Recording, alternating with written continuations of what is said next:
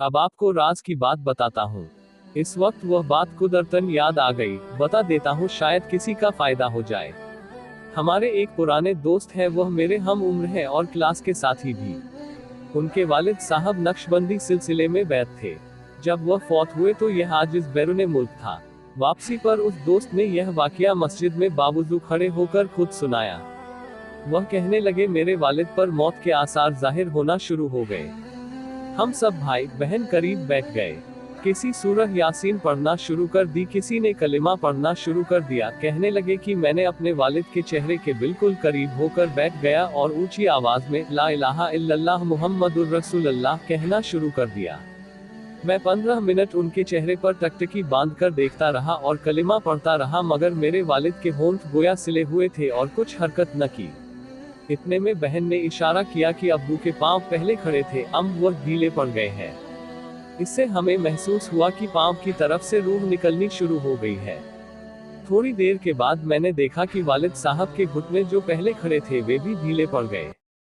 अभी तक सांस तेज होकर उखड़ी नहीं थी, लेकिन अब पहले के मुकाबले यह सांस तेज होना शुरू हो गई। हमें साफ पता चल रहा था कि अब कुछ मिनटों की बात है। कहने लगे, जब मैंने घुटनों को ढलते हुए देखा तो उस वक्त मेरे दिल में बात आई कि मैं 15 मिनट से अब्बू के चेहरे की तरफ देख रहा हूँ। मैंने अपने होंठ हिलते नहीं देखे, क्या मेरे वालिद दुनिया से बगैर कलिमा पढ़े रुखसत हो जाएंगे? यह सोचकर मैं जार व कतार रोने लगा और दुआएं मांगने लगा।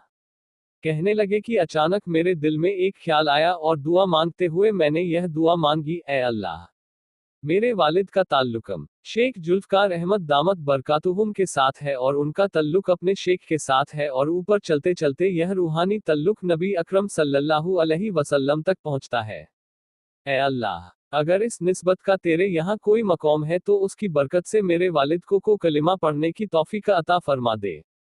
कहने लगे, मैंने पलक झपकने की दे में दुआ मांगी और मेरे वालिद ने होंठ खोलकर 5 बार कलिमा पढ़ा और अल्लाह को प्यारे हो गए।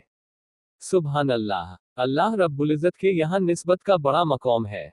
हमारे असलाफ की जिंदगियां तकवे से भरी होती हैं। हम तो मुफ्तखोर हैं। हमारी अपनी मेहनत तो है ही नहीं, लेकिन हमारे बड़े वाकई अल्लाह के मकबूल बंदे थे।